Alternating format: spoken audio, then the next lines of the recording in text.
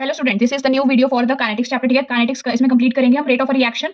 इसको आपने निकालना है। फॉर एग्जांपल आपके पास एक इक्वेशन दी हुई है ये वाली, इसका अगर आपको रेट ऑफ रिएक्शन निकालना है, बेसिकली हम इसमें कंसंट्रेशन की टर्म्स में देखते हैं। तो आपको हमेशा पता है कि रिएक्टेंट की कंसंट्रेशन डिक्रीज होती है, इसका जो भी कोफिशिएंट होगा बैलेंस इक्वेशन के वो 1/में चला जाएगा। ठीक है, तो 2 था, 2 को मैंने 1/2 लिखा। Concentration of HI with time decrease करेगी और प्रोडक्ट को आपको पता है कि कंसंट्रेशन इंक्रीज करती है तो 1 लिखेंगे। इसका कोफिशिएंट 1 है तो यहाँ पे 1 एज इट इज। हाइड्रोजन की concentration with time is equal to iodine की पॉजिटिव, क्योंकि आयोडीन भी फॉर्म कर रहा है, प्रोडक्ट हमेशा बढ़ता है और रिएक्टेंट आपका डिक्रीज करता है विद टाइम। ये आप सभी को बेसिकली पता होगा। This would be your rate of the reaction. Okay, next आपके पास अगर इसी को ही रेट लॉ के टर्म्स में आपको लिखना हो, रेट लॉ क्या होता है basically? Rate law is equal to rate constant into the concentration of reactant. ठीक है, रिएक्टेंट की जो कंसंट्रेशन होती है वो होती है। फॉर एग्जांपल इसके लिए अगर आपको रेट लॉ लिखना है तो क्या होगी? K into HI whole raise to power 2, क्योंकि इसकी बैलेंस इक्वेशन के बाहर क्या लिखा हुआ है आपका 2। ओके, नेक्स्ट हम इस पे करेंगे आपका जो इंपॉर्टेंट टॉपिक रहेगा, ये दो इंपॉर्टेंट चीजें हैं, rate of reaction and rate law. Next rate law के बाद हम जो न्यू टॉपिक पे मूव ऑन करेंगे वो भी इंपॉर्टेंट है, ऑर्डर ऑफ रिएक्शन।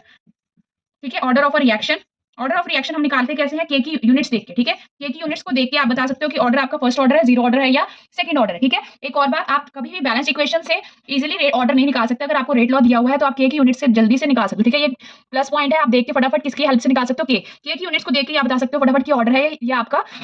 और कभी भी आपके पास दो टर्म्स होती हैं, order and molecularity. Balance equation से आप मॉलिक्यूलरिटी निकाल सकते हो, ऑर्डर आप रेट लॉ से ही निकालोगे। और रेट लॉ में अगर के की यूनिट्स दी हुई हैं तो आप इजीली क्या निकाल सकते हो वहां से? ऑर्डर। ठीक है, यूनिट्स का बेसिकली क्या होता है? मोल पर litre raise to power 1 - s second inverse. N क्या है आपका? Basically order. ठीक है, फॉर एग्जांपल अगर आपका जीरो ऑर्डर का रिएक्शन होगा तो एन की वैल्यू क्या होगी? जीरो। तो आपकी यूनिट्स क्या बनेगी? मोल। के की यूनिट्स क्या बनेगी? मोल पर लीटर पर सेकंड। ओके, अगर फर्स्ट ऑर्डर रिएक्शन है, एन की वैल्यू क्या रहेगी आपकी? 1। उसके लिए जो आपकी यूनिट्स बनेगी that would be your second inverse.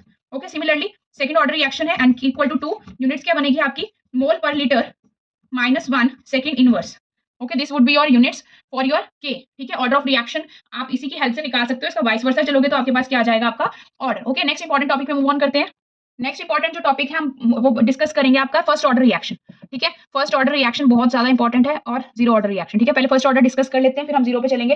First order का सबसे पहले आपको पता होना चाहिए बेसिकली आपको बेसिक टर्म क्या है, हाफ लाइफ वगैरह ये सब कुछ तो आपने कहीं ना कहीं पढ़ा होगा। इसके फॉर्मुलाज एक बार मैं लिख रही हूँ ताकि आपको ये रिवीजन के लिए बेनिफिशियल हो। ओके, इससे पहले आपको सबसे पहले हाफ लाइफ क्या होती है? जब आपका concentration of your reactant is reduce to half. ठीक है, या रिएक्टेंट हाफ हो गया हो तब हम क्या कहेंगे कि आपका हाफ लाइफ टाइम पीरियड क्या होगा? ठीक है, T half for your first order reaction. Okay, T half for your first order reaction would be 0.693। ये इंपॉर्टेंट है। बाय के अभी आपको बताया रेट कांस्टेंट होता है। उसके बाद आपके पास जो और कुछ रिलेशंस भी हैं, T 3/4, T 90%, T 99.9% and T 99%। Okay, ये आपको नोट करने हैं कुछ वैल्यूज, ये आपको लर्न होनी चाहिए ताकि आपका न्यूमेरिकल ऑन टाइम फटाफट हो जाए, कैलकुलेशंस इतनी लेंथी ना हो। जो टी 3/4 होता है, टी 3/4 वो 2 times of T half life होता है। ठीक है, जो टी 90% होता है वो 3.3 टी हाफ होता है और टी 99.9% वो 10 टाइम्स होता है टी हाफ के।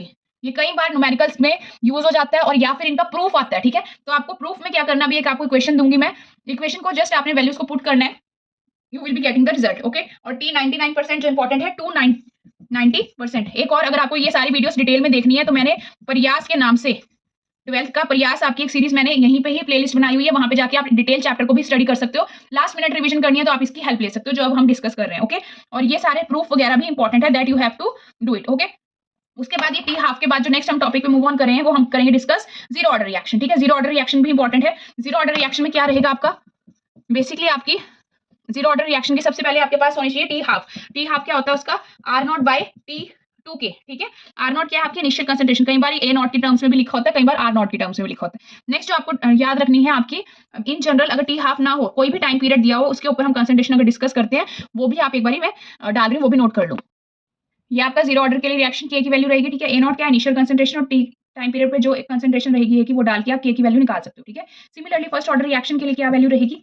के is equal to your 2.303 upon t log a nought upon a. ठीक है, यहाँ पे आपकी वैल्यूज को आप पुट करके टी हाफ, टी 3/4 ये सारे रिलेशंस प्रूव कर सकते हो जो अभी हमने डिस्कस करा। नेक्स्ट इंपॉर्टेंट जो टॉपिक रहेगा वो आर्हीनियस इक्वेशन के बेस रहेगा। बेसिकली आर्हीनियस इक्वेशन क्या देती है? आपकी एक्टिवेशन एनर्जी। ठीक है, एक्टिवेशन एनर्जी का रिलेशन देती है। ये होती है कि ये सारे जो भी टॉपिक्स अभी डिस्कस हो रहे हैं या तो इनके बेस्ड कॉन्सेप्चुअल क्वेश्चंस या फिर इसके बेस्ड आप प्रैक्टिस क्वेश्चन न्यूमेरिकल के टर्म्स में ही आते हैं। ठीक है, ये इंपॉर्टेंट टॉपिक्स डिस्कस कर रहे हैं अब, you can note it down. R by t. ठीक है, लास्ट मिनट रिवीजन है। यहाँ पे ए आपकी वैल्यू आर्हीनियस कांस्टेंट है, इसकी गिवन होती है। ए की वैल्यू निकालनी होती है, बेसिकली एक्टिवेशन एनर्जी होती है, और टी टाइम पीरियड होता है। डिवाइड में आर की वैल्यू यहाँ पे हम क्या यूज करते हैं? 8.314। टी आपका टाइम पीरियड होता है, not the temperature, mention it. ठीक है, यहाँ पे ये क्या है? Time period.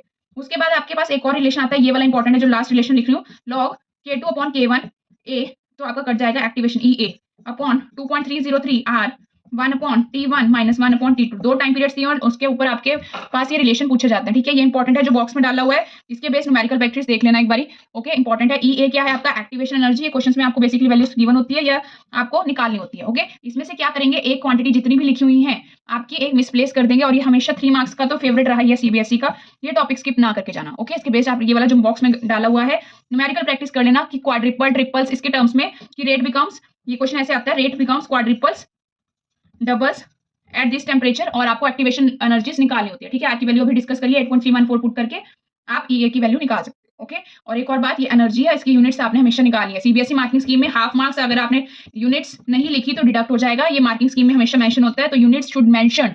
ओके, बार बार बोला जा रहा है कि यूनिट्स को हमेशा मेंशन करिए। Okay, hope you will like share and subscribe. यहाँ पे हमारा काइनेटिक्स पूरा डिस्कस हो चुका है। Thank you.